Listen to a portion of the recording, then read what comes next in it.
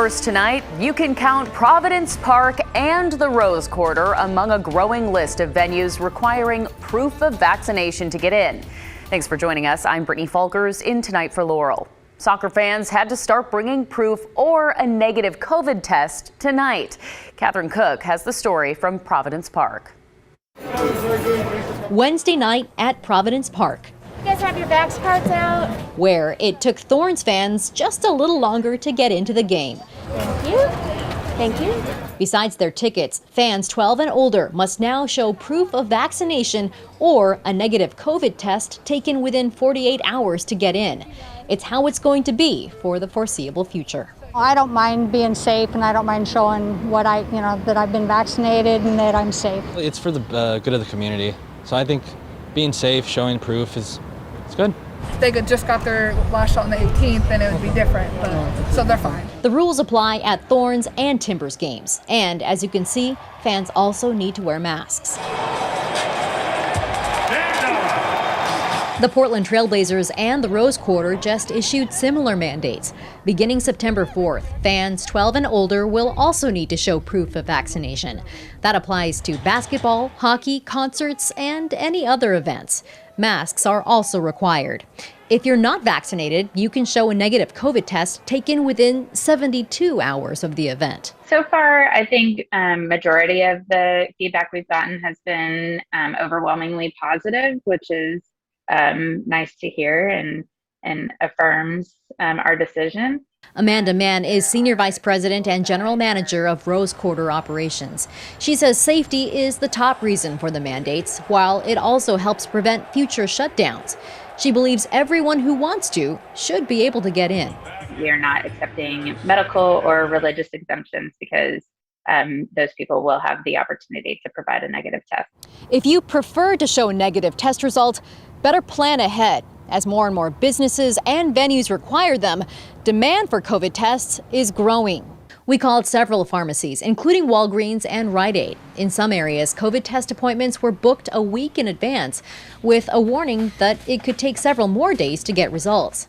That could make meeting those 48 or 72-hour windows especially challenging. Got it. Never mind. Never mind. Squared away. Very good. Enjoy the match. Thank you.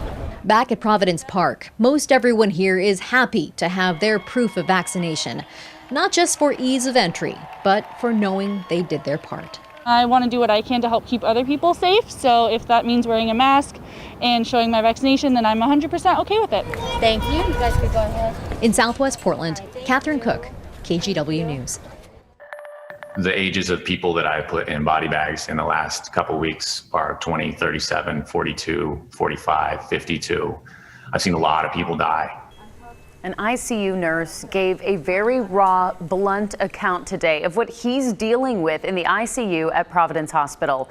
A warning, his descriptions are graphic, but he wanted to get across to people just how horrible this virus can be while pleading with more people to get the vaccine. If you've ever watched somebody drowned by coughing out pillars of blood because they eroded through an artery in their lungs, that's COVID. Watching people die without their family, that's COVID. It's a lot easier to trust me and trust us medical professionals and get a vaccine than it is to trust me when I'm about to push a plastic tube down your throat, put you on a breathing machine. This is where things stand in Oregon right now. 1,080 people are in the hospital with COVID. Before vaccines were available back in November, when we were at the previous peak of the pandemic, there were 620 people at most in the hospital. Administrators don't believe we've peaked yet with this latest surge either. They expect numbers to keep going up for at least another 10 days. Governor Brown is sending extra resources to places dealing with the worst COVID surges. Reinforcements of nurses, paramedics, and other health professionals are on their way. Many will be going to southern and central Oregon counties, which have some of the worst COVID rates in the state. Up to 500 workers will be part of these hospital crisis teams. This is through a contract with medical staffing company Jogan Health Solutions. Now, we're also seeing firsthand just what hospitals are dealing with. St. Charles in Bend and OHSU both gave us inside access to their ICUs. You can watch our 30-minute special, Overwhelmed, Inside Oregon's ICUs, tomorrow night at 6:30 right here on KGW.